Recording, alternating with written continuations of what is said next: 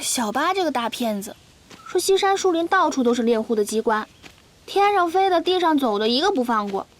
可我半天一个也没碰到啊。小兔子啊！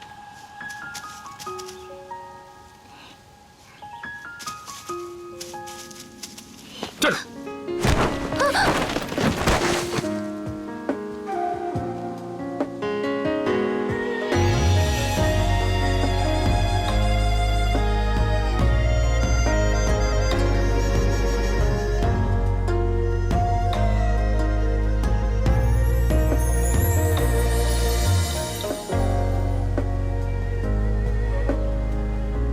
原来是你指派的杀手。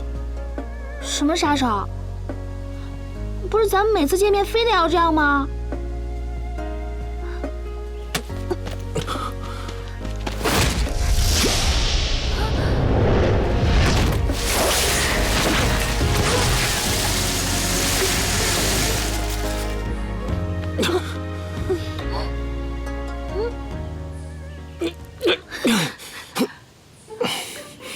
还真是天上飞的，地上跑的，一个都不放过。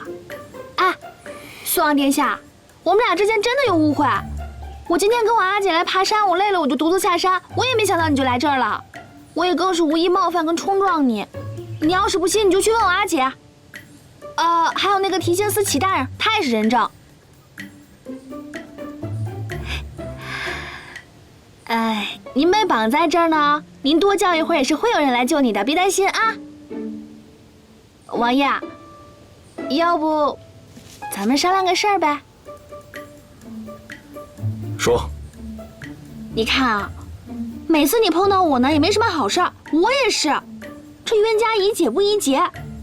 为今之计，您就把礼衣给我，我拿去烧了。虽然这办法玄乎了点儿，做了总比不做好，你说是吧？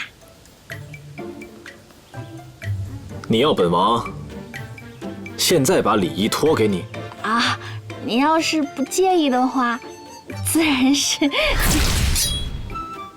啊！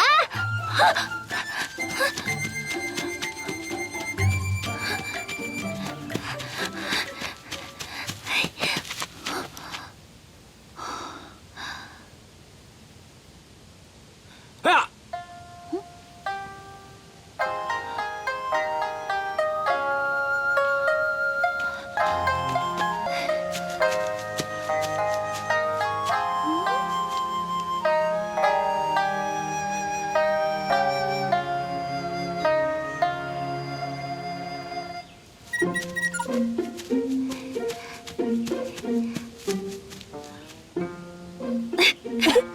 王爷，您大人有大量，这都是猎户干的，不是我。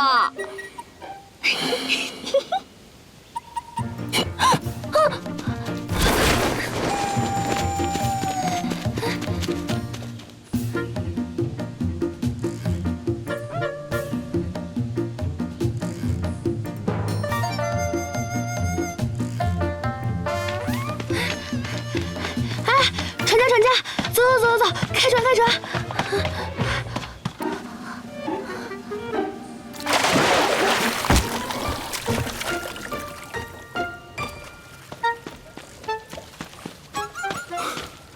跑得了和尚，跑得了庙吗？哎，你讲点道理，要不是你追我，我怎么会跑呢？你若不跑，我又怎么会追啊？船家，你开快点，那岸上有一个不讲理的人，我怕他一会儿给游过来。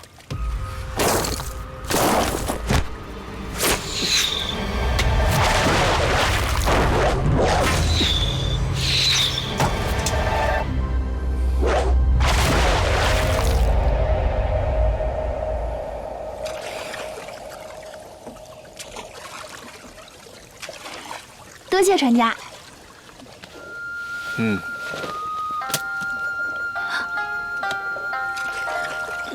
先生，这墨宝斋什么时候搬到西山了？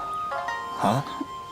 其实我就是跟阿姐出来踏青的，想绕这些小路看看风景，结果倒霉透顶碰到那个素王，非要说什么我找杀手刺杀他。要不是我机灵，早成他刀下亡魂了。这其中定是有什么误会。按理来说，你是他的救命恩人，他该谢你才是。可不是嘛。可能有些人天生就是喜欢恩将仇报吧。不对，在我看来，他是一位将才，定是你受训不够，回去好好抄书。先生。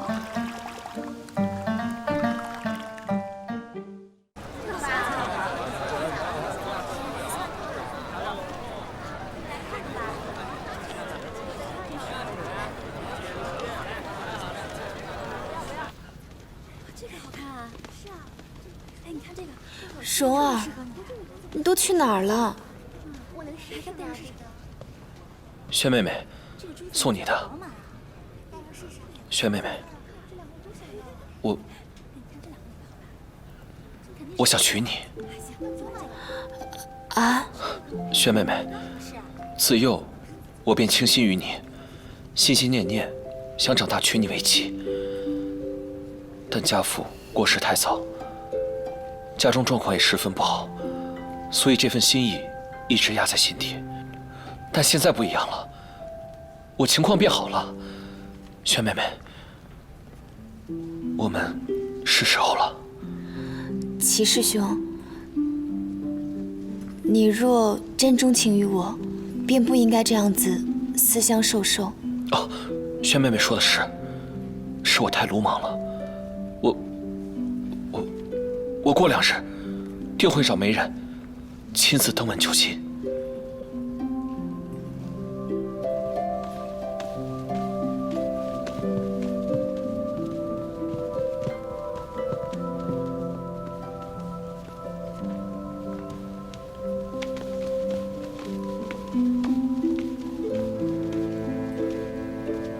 傅姑娘，这是我家公子给您的信。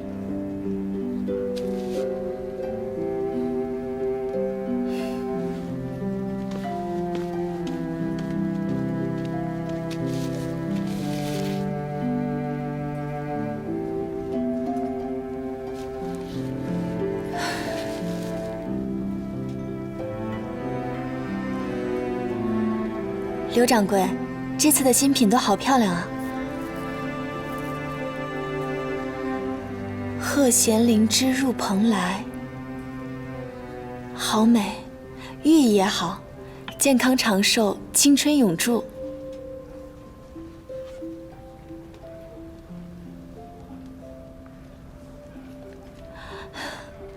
刘掌柜，您真是每次的想法都让人眼前一亮。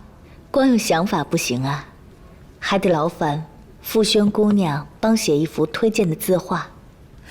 这有何难的？您啊，如此照顾蓉儿，况且这也是我的爱好。只是不知刘掌柜打算何时上这些新品？自然是越快越好。凤来仪马上就要出新品，我希望能赶在他们之前。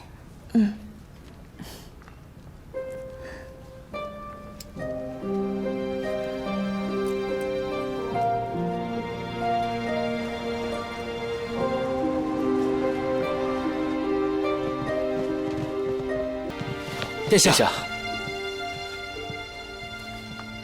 殿下，您终于回来了。您让我调查傅蓉那边，属下发现这段时间他可能就藏匿于居水小筑之中。居水小筑，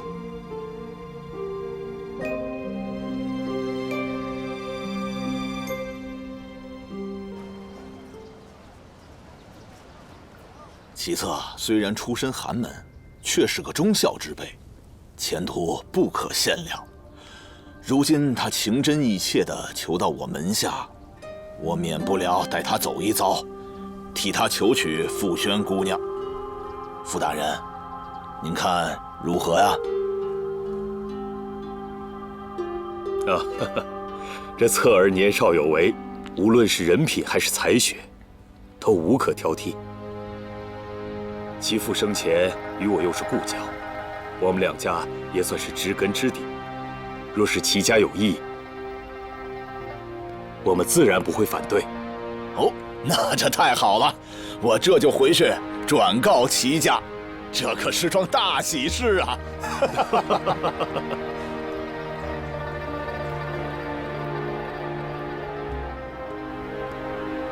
齐师兄来家里提亲了。你想嫁给他？这婚姻之事一向都是听从父母之命、媒妁之言，我有何想不想的？那你喜欢他？夫妻之间只要相敬如宾便好，至少我不讨厌他。那你了解他吗？罢了，我只是来看看你有没有在这儿闯祸。你记得好好跟先生读书，我先回去了。长姑娘，我送送你吧。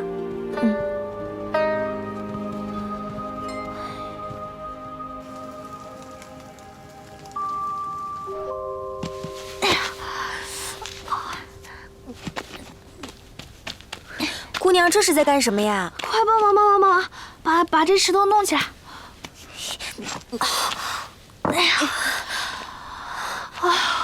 姑娘，你拿着石头做什么呀？哎呦，我想查个人的品性，但爹呢又把我的小用钱给停了。小七小八那查人又不能不用钱，只能出此下策把它卖了。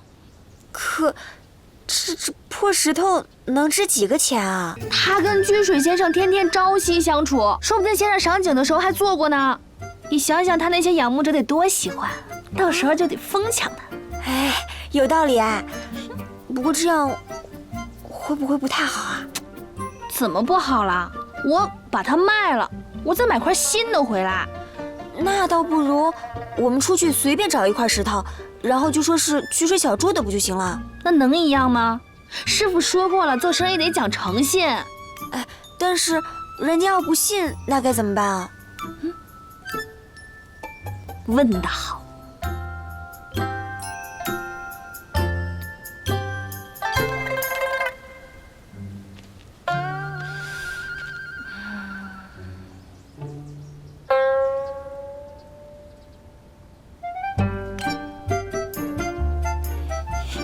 完美，怎么歪歪扭扭的？先生的字能跟普通人的一样吗？多潇洒呀！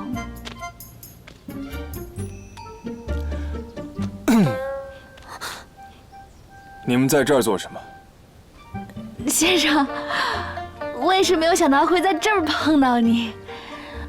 我跟蓝翔，我们俩做运动，做运动。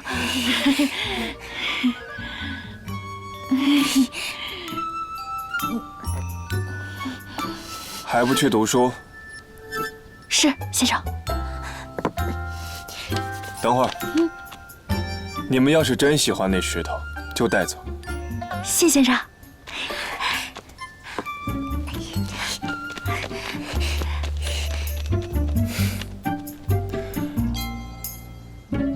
包治百病，头疼脑热体虚麻。干什么？哟，二姑娘这次又有什么事要帮忙？二姑娘这次有一件非常重要的事情要拜托二位。又拜托我们？小八，你这被打的还没缓过来呢。你尽管说，这事儿啊，我们一定办好。拜托二位盯紧其策，就是提青司的那个齐大人。哎，不用拜托，使银子就可以喽。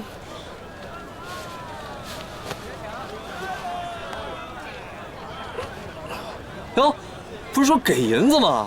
怎么用石头啊？这可是居水小筑里的石头啊！这居水农夫名满天下，这字是写成这样。哎，你们不懂，这就是这些名人啊，喜欢彰显自己的不羁与独特。对。那福二姑娘，打算卖多少钱？二姑娘说了，卖50两银子便可，事后对半分。可以，好。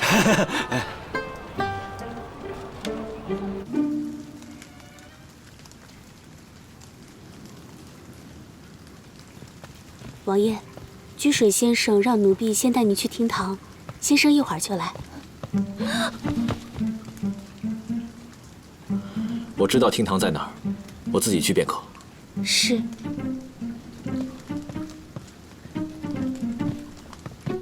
这苏王也太闲了吧，到哪儿都能遇到他，真是阴魂不散。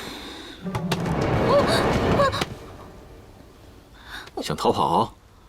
谁逃了？我这光明正大的呢！王爷，不知我的书童哪里得罪了王爷？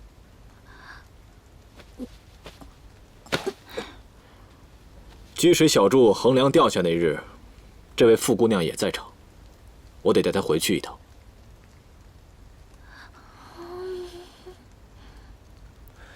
之前提心司的人来我这里已经仔仔细细的搜查过了，而我对王爷一直是以礼相待，你却一直怀疑我的书童。王爷，今日还是请回吧。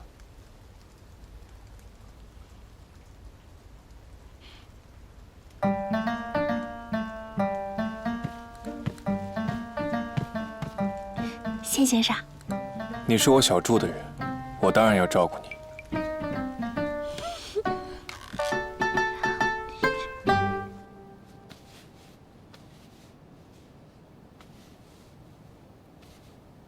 殿下，那日您走之后，那吴小爷倒是帮了个大忙。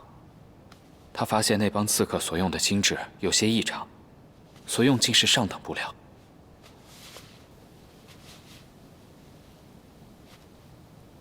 织云坊，非达官显贵不能在织云坊购买布匹，何况还是用来做金质。梁通，殿下是认为梁通和刺客是受同一人主使？不错，那梁通虽为副统领，可是这梁家并非什么显贵。那日殿下上任大统领，他敢那般为难咱们，说明他背后必定有人撑腰。既然你们都清楚了，那就从织云坊开始查吧。织云坊，那都是女人买布匹的地方，殿下，我可不愿意去啊。要不你去？哎呀，殿下英明。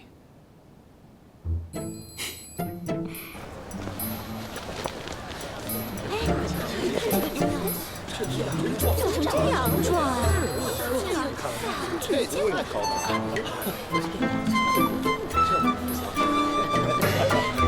你看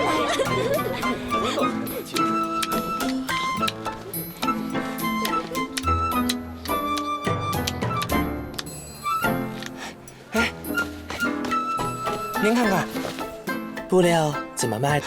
姑娘，你眼光真好，这是刚到的丝巾花罗。您看这花卉的图案，多衬您呐！哎，您等一下啊！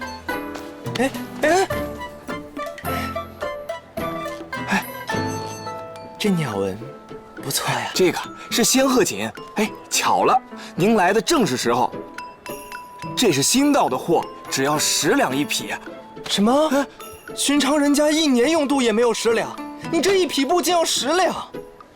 我们织云坊专门做的就是名门望族、达官显贵的生意，这平民百姓他也用不起啊。什么达官显贵？你看看，你看看，你看看，布上还有洞，你们分明就是坑人的黑店。方才我就觉得你有些不对劲儿。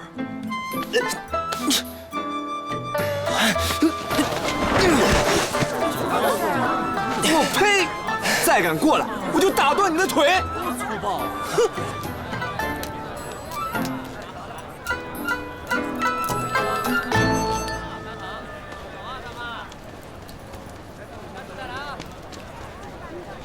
老板，来碗面。哎，好嘞。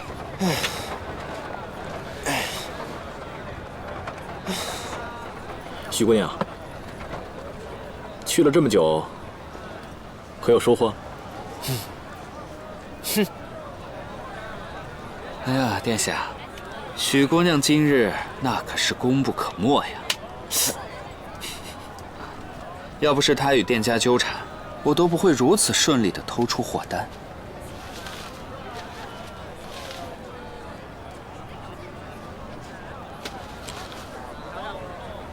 好一个提刑司按察使！